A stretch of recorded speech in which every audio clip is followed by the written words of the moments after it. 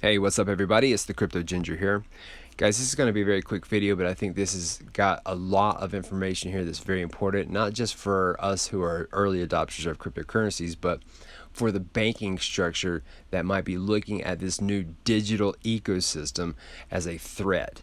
Now, of course, there are banks that are already merging into this digital ecosystem, whether they are taking the approach of cryptocurrencies or not. The idea is that it is here, it is happening. We're already seeing Facebook coming out with the Libra coin. Facebook's also getting grilled by the US Congress regarding their intentions of the Libra coin. So again, some big things are happening. Big tech giants are actually coming into this ecosystem, and they are looking to, basically make a footprint in this particular new ecosystem. Whether they want to become a bank, a central bank themselves, it does not matter. They are definitely merging into this new realm here. And of course, this is an article from FinExtra talking about a new IMF paper that was written about this very situation happening here. Now, I want to mix this up really quickly here with some of the information we've talked about in the past, because Christine Lagarde, who is currently the head of the IMF, she will be leaving IMF to go to the European Central Bank and be the head of that around September. But nonetheless, she's one of the bigger, focal points when it comes to the IMF. She's been very outspoken about how banks need to adopt this new ecosystem, this new digital realm, or they run the risk of basically disappearing forever. Now, to get back to this IMF paper, FinExtra kind of narrowed down quite a bit of the bigger talking points from that paper, and I think that they did a good job at least highlighting the important parts of it. First off, they state that cash and bank deposits face tough competition from and could even be surpassed by e-monies provided by the likes of Alipay and Facebook. And of course, it goes further to talk about how cash and bank deposits will battle with e-money, electronically stored monetary value denominated in and pegged to a common unit of account, such as the euro, dollar, renminbi, or a basket thereof. So that is something we've definitely heard as far as a move that these banks can actually go for when it comes to merging into this digital realm here, this new ecosystem. But one of the things that I think was highlighted here in this article from FinExtra that, again, pertains to the new IMF paper is something that we should all be paying attention to, because Christine Lagarde, again, stated that these banks need to adopt or run the risk of disappearing. This right here pretty much narrows it down. The states that the paper, the IMF paper, offers some encouragements to banks by them actually being able to face this new competition and arguing that the banks can actually offer their own similar products. Now, here's where it gets very, very important. It does state that policymakers need to get ready for some disruption, because new entrants in this payment arena may one day become banks themselves and offer targeted credit based on the information they've acquired. I'm going to read that last part one more time, because this is where we're seeing Facebook coming into the actual limelight in the picture now.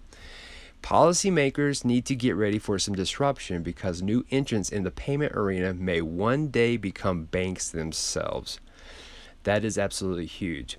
The last part of this article does state that one of the more important factors sharing the new landscape with central banking policy. And of course, it goes further to state that the authors suggest that some e-money providers could be giving access to central bank reserves. While this has risks, it could actually lead to different types of partnerships and effectively provide synthetic central bank digital currencies. You can see where all of this is going now. Central banks are going to be the primary focal point when it comes to what's happening with this new digital economy. And of course, if new entrants come into the play and they want to become a banking sector themselves for this new digital economy, this new digital realm, if you will, they can link themselves up with one of these central banks and, again, create this synthetic central bank digital currency. Guys, things are ramping up here. And if banks are not willing to accept this new ecosystem coming into the picture, they are not going to be around much longer. And the banks that do might even have a way to prosper from all of this here, but they also have to be willing to accept that there are going to be new players coming into this market, and could quite possibly start themselves up as being a new banking system in this digital realm, this digital ecosystem. So something very important to take in consideration. Again, this is based off an IMF paper that was recently written. This has been narrowed down from FinExtra, this article. I'll leave a link in the description. Definitely give it a read, but I think I highlighted all the points that are very important and that we should be taking from this. Now, right alongside of that information, I find it very interesting with U.S. Congress coming out and kind of grilling Facebook about the new Libra coin. We're getting a new article here from Zero Hedge that talks about how the dollar, not crypto, is a national security issue. And this right here has been one of those major talking points for a long time, because when you have banks and different types of members of the Congress talking about how cryptocurrency is something that's used for nefarious activities such as money laundering, and of course anything else you can add to that is a nefarious type of activity. We've been hearing that as a major talking point. And of course, for the longest time, when it comes to actual dollars, the fiat currency system, that has been one of those things that has been used for all sorts of nefarious activities, especially money laundering. And of course, now we're seeing, at least from this new Zero Hedge article, that again, the dollar, not crypto, is a national security. Now, guys, this is a pretty in-depth article here. It really doesn't go over much that we haven't already heard in the past, but if you are wanting to kind of get yourself familiarized with a little bit of the monetary system, the Federal Reserve, and of course what's happening with the US dollar versus that of crypto, this is definitely a very interesting read. It's just very interesting as well that the timing of all this is coming out right around when Facebook is creating that Libra coin, again lighting a fire underneath US Congress. And of course, I think we're going to start seeing a lot more action regarding what's going to happen to not only the Libra coin but cryptocurrencies in general. And I wanted to kind of segue from that Zero Hedge article into this article from Reuters, where we see that Japan to lead development of SWIFT network for cryptocurrencies. Now, what we can see here in this article is that Japan's government is leading a global push to set up international network for cryptocurrency payments, similar to the SWIFT network used by banks, in an effort to fight money laundering. Now, that has been a very big talking point, the whole process of avoiding money laundering when it comes to cryptocurrencies and Bitcoin. They've definitely been associated with that really negative idea that it is only being used for nefarious activities, again, for money laundering, when in all reality, there are definitely statistics already out there that show that not only is fiat currency one of the most predominantly used methods for different types of money laundering and, again, nefarious activities, but the US dollar is definitely one of those primary targets for, again, money laundering. So it's just interesting that this is a process that Japan's government is looking to go through when it comes to cryptocurrency payments, very, very similar to how SWIFT's network is already currently being used with banks. And if you think about it, the Asian demographic is so huge, and of course, if they actually start implementing something like this, this will actually be very big. Could be one of those things that allows people to sidestep the use case of SWIFT altogether. But the article goes further to talk about how Tokyo aims to have this network in place in the next few years. Also, a team related to the Intergovernmental Financial Action Task Force, the FATF, will monitor its development, and Japan will cooperate with other countries. Of course, this is coming from a particular source that does not want to be made public, but again, it's just a very interesting talking point that Japan is wanting to kind of lead this new development of cryptocurrency payments, very much like a system that SWIFT is already designed on, rather than it being an old method that deals with messaging primarily and can't get payments or the value process back and forth as fast as messaging. Cryptocurrencies will take over that process because you can transfer cryptocurrencies in really the blink of an eye much, much faster than just simply transferring tangible fiat currencies from one location to another. So again, a very, very interesting process here. The talking point, again, to hopefully avoid money laundering, which really, guys, again, I can't stress this enough. The fiat currency system is the most notorious when it comes to money laundering. It's also the most nefarious as far as when it comes to, using these types of things for very, very bad situations. Now, of course, fiat currencies are definitely something that's been around forever, means for an exchange for goods and services.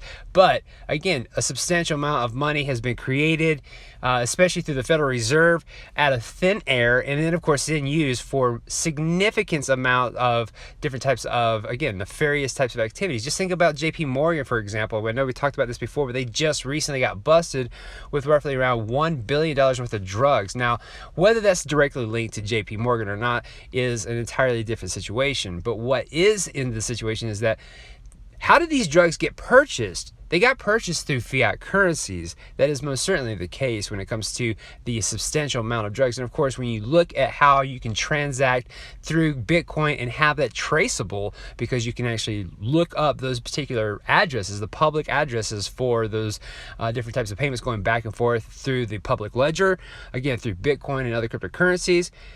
Really, guys, it's hard to actually do money laundering through cryptocurrencies. That's something that has already been talked about and studied on. So I just think that what we're dealing with right now is a disruption in the entire ecosystem when it comes to the old fiat standard system being disrupted by this new cryptocurrency ecosystem. And of course, these countries are most certainly getting on board. They have to use certain talking points or certain words when it comes to them getting into cryptocurrencies, so that the governments of their countries don't look at them as if they are looking to maybe just be a complete disruptor of the banking system.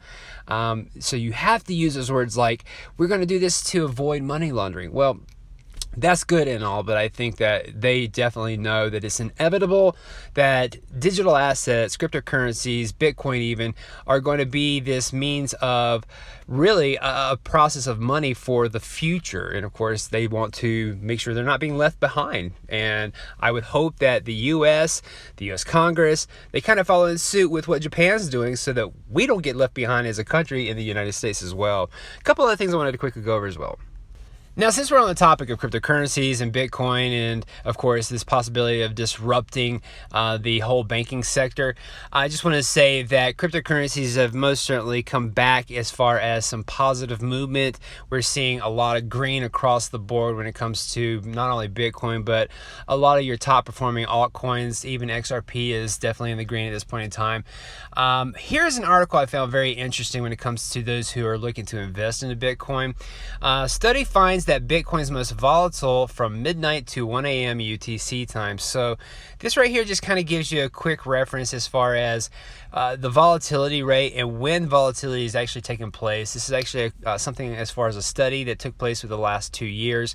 And again, studies are showing that when it comes to the amount of trades, as far as the volatility is concerned, you're dealing with a time frame of roughly around midnight to 1 a.m. UTC time. So take that in with a grain of salt if you are, again, someone who is a day trader or a pretty big prominent trader, and you want to go through and either avoid volatility or take advantage of volatility. At least you have a perfect little study here to kind of give you a frame of reference as to when you want to enter the market and maybe even exit the market. So something to consider there. A couple other things I want to go over as well. Now, this next bit of information I want to give credit to I Am Legion for. He is most certainly someone I would highly suggest anyone following in the XRP community. He also posts things when it comes to a little bit deeper dive research on companies that might have some sort of affiliation with Ripple.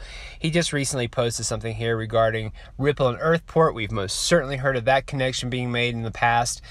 He took a screenshot, as a matter of fact, of earthport.com to show you the companies affiliated with Earthport. We can see that we have Hyperwallet, Payoneer, Bank of America, Ripple, TransferWise, World Remit, Japan Post Bank, and now Zoom. He then goes to show you a screenshot on wikipedia.org, a little bit more information about Zoom, which is a PayPal service. And of course, again, it has a relationship, a connection with Earthport that is also in relationship to Ripple, the company. So you can see how closely connected things are becoming here when it comes to these companies getting closely merged together. Here we can see, again, as far as the screenshot, that Zoom, a PayPal service, has an office in Guatemala City.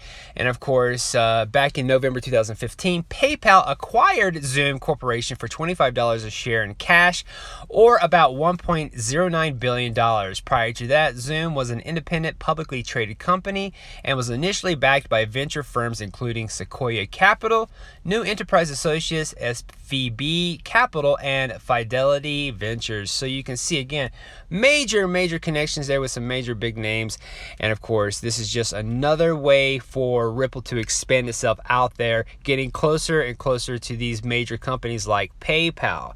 So you start thinking about what we just talked about when it comes to these major commerce companies, these big tech companies coming in to the e-commerce section of things, this digital realm, if you will, and starting to expand upon this, PayPal being one of those, and PayPal having these affiliations with Zoom, and now Zoom having an affiliation with Earthport, which has a connection with Ripple. You can see how all of these companies are in bed together. Whether they're going to be using or taking advantage of digital assets such as XRP, that's to remain to be seen. But it doesn't mean that we can't expand upon this when it comes to what we're seeing and understand that Ripple is definitely in the mix of a lot of this. Again, we don't know exactly whether or not this is going to incorporate some level of digital asset or if it's going to incorporate XRP at all, but those connections being made there is absolutely pertinent when it comes to the expansion of what Ripple's trying to do on a global scale. So just something to keep in mind, guys. Again, give I Am Legion definitely a follow. And guys, I thank you so much for taking the time to watch this video. If you are new to this channel, please hit the like and subscribe button if you like this content. If you feel like this is information that should be shared to everyone, please do that. And of course, take advantage of any of the links in the description below. Outside of that, guys, thanks again for watching. Hope you have a wonderful day. Bye-bye.